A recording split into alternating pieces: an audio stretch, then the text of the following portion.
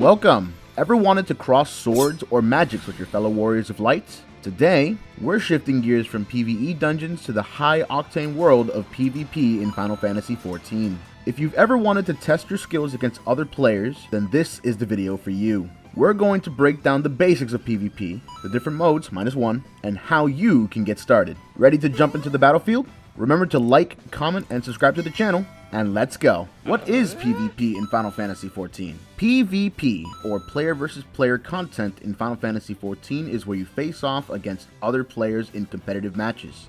It's a totally different experience from the usual dungeons, raids, or story quests. In PvP, you'll be relying on your quick reflexes, teamwork, and strategy to take down your opponents. Even if you're completely new to it, PvP in 14 is designed to be accessible and fun for players of all skill levels. There are different modes and plenty of rewards to motivate you to give it a try. PvP modes in Final Fantasy XIV. Let's talk about the different types of PvP available in 14. There are two main modes you'll ever get to play: Crystalline Conflict and Frontlines. While Rival Wings is a mode, there's not enough people usually to get a game. But if you want to play this mode or a game like it, you can either go to Primal or just...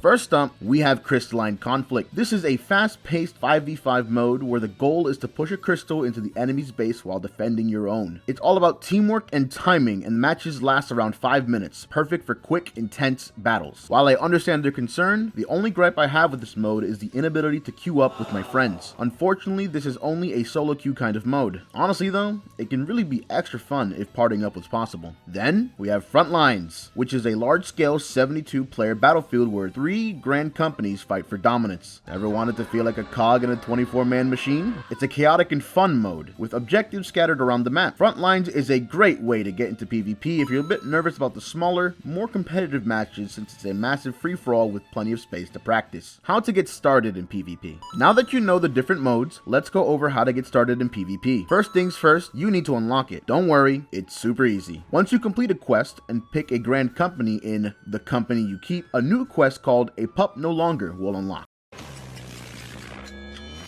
Hello again, Editor Reno here. Past Reno forgot to put something here again, but it's okay, we'll just get a new one at some point. Basically, A Pup no Longer will not be available to you until you actually have, like, your job. What does that mean? Well, that would mean, like, you know, if you have, like, the Arcanist role, or the Lancer, Gladiator, Thaumaturge role, you actually have to become, like, a Scholar, Summoner, Dragoon, Paladin, Black Mage.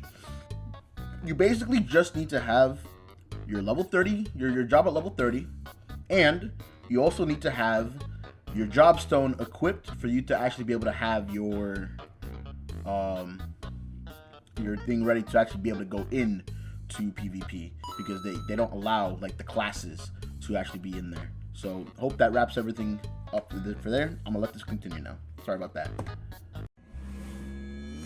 Head to the Wolves Den Pier, accessible from the Marabi Bay dock. Once there, talk to the NPC named Berkoya to formally unlock PvP. In PvP, your job's abilities are streamlined, which means you'll use a different set of skills compared to PvE. Each job has a specific PvP kit designed to be fast, powerful, and easy to pick up. You can practice your abilities on training dummies at the Wolves Den Pier before jumping into real matches. Tips for PvP success. Now that you're ready to dive into battle, here are some quick tips to help you succeed in PvP. Tip 1. Stick with your team. In PvP, running off alone is usually a bad idea. You'll want to stay with your group to maximize your chances of survival and securing objectives. Tip 2. Open your map. In tandem with Tip 1, you can keep track of your large, massive teammates by having your map open at all times. You can also keep track of objectives and where your team is likely to go next. Tip number 3, know your role. Whether you're a tank, healer, or DPS, make sure you're fulfilling your job's purpose. Tanks should disrupt enemies, DPS should focus on burst damage, and healers need to keep everyone alive. If you stick to your role, your team will be much stronger. Tip number 4, use your limit break wisely. Each job has a unique limit break in PvP that can turn the tide of battle. Time it well, and don't use it randomly. A well-timed limit break can swing a match in your favor. PvP rewards. Why should you dive into PvP? Well, aside from the thrill of battle, PvP offers tons of cool rewards. You can earn wolf marks, which are the currency used to buy exclusive PvP gear, mounts, hairstyles, and more. Also,